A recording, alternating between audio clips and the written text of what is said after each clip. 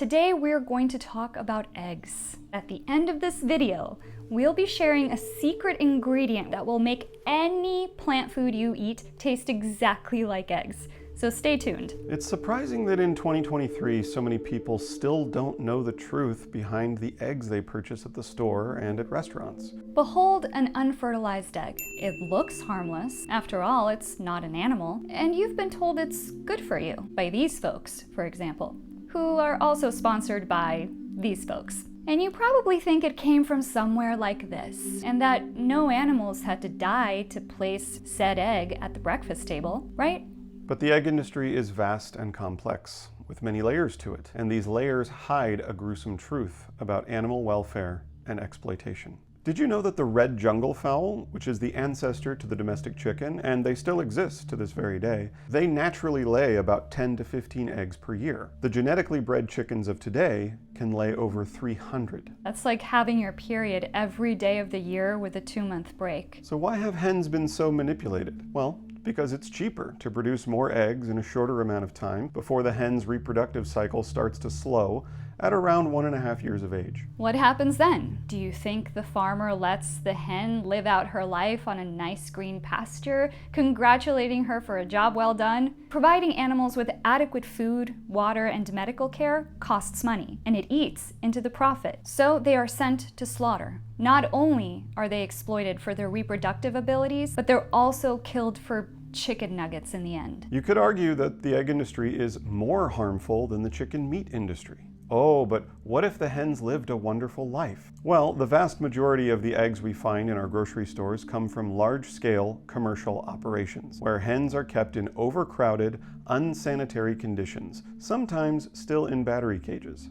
As of March 2020, California, Colorado, Massachusetts, Michigan, Ohio, Oregon, Rhode Island, Utah, and Washington are the only states that have passed laws banning the use of battery cages. Canada and Australia are phasing them out too, but not fully until 2036. Germany, India, New Zealand, Norway, Switzerland, the European Union, and Bhutan are just a few of the countries where battery cages are currently banned. But that still leaves over 150 countries. Why are battery cages so bad? Battery cages are small wire enclosures with the dimensions of a sheet of paper, where hens are confined with very little space to move, never even experiencing the freedom to spread their wings or walk. The inhumane and stressful conditions in which these hens are confined can lead to severe psychological and physical suffering, such as feather loss, infections, lameness, reproductive illnesses, osteoporosis,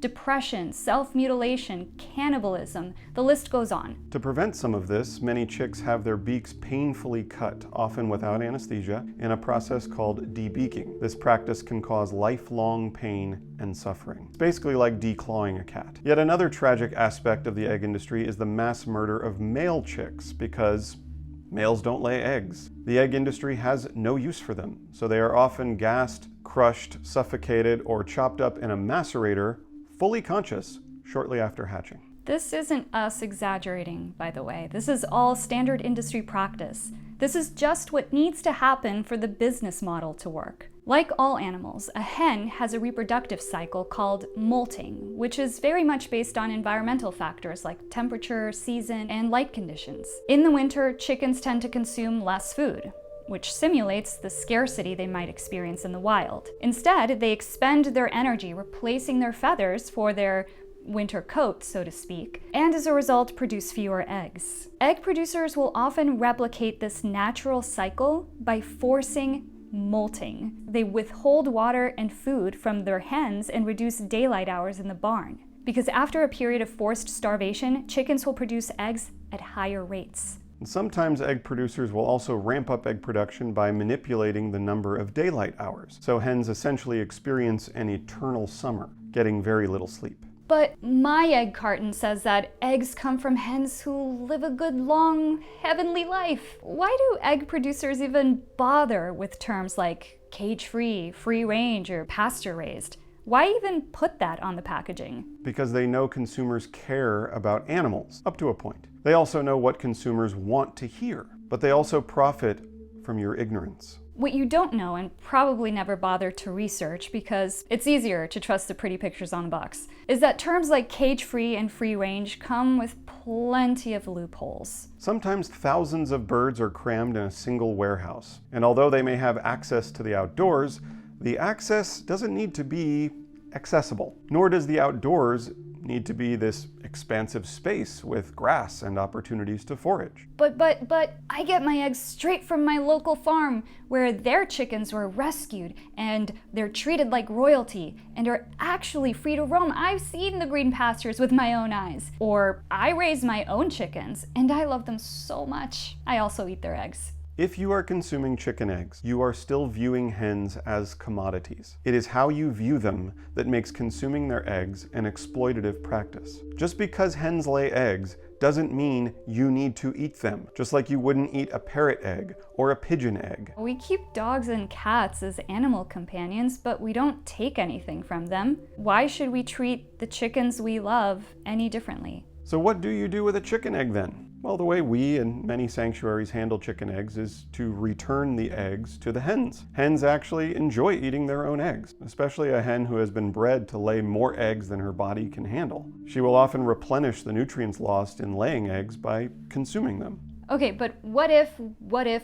You can come up with as many what ifs for you to paint a lovely picture. That's not how the egg industry works. And for those fringe cases where hens are rescued and not purchased from a breeder, cared for until they die of old age, fed well so they don't need their eggs for nutrition, etc., do you honestly think that the people concocting these frankly absurd fringe scenarios are actively avoiding eggs at restaurants, family gatherings, grocery stores, processed foods, and baked goods containing eggs? Yeah, really think about why it is that people feel the need to come up with these very specific scenarios just to justify doing something that is never in that specific scenario. People don't rescue chickens just to get one egg a week out of them. People go to the grocery store, they go to restaurants, they buy things with eggs in them. That's the reality. And that's the majority. We find that most of the people presenting these what-if scenarios, the scenarios don't even apply to them. They just need a window, because once you make a window, you can make a door. The reality is that close to 100% of the eggs consumed on this planet come from animal ag. Now, we're not a health channel. We like to talk about the ethics of animal exploitation. However, if you think eggs are heart healthy, think again. One single egg contains nearly all of the daily recommended intake of cholesterol, Per the USDA, a non-vegan organization. and that doesn't even include all the other animal flesh and secretions that people consume throughout the day. But what do I eat instead? Like we mentioned at the start of this video, we found one of the best egg replacers you will ever know. We're sure you've heard of tofu scrambles, chickpea flour, flaxseed egg, but add this magical ingredient to any of those options and your taste buds will be like, whoa. It's actually a really fun party trick. One of our favorite things to do is have our guests dip their finger in it and taste it. Their reaction is always hilarious because it's pretty unbelievable. This ingredient is called Kala Namak salt, or black Himalayan salt. It's an Indian kiln-fired rock salt with a very sulfurous, pungent smell. You can add a pinch, and we're warning you, just a pinch, to your tofu scramble, your chilaquiles, even your French toast batter, and it will blow your mind. If you made it to the end of the video, now you know.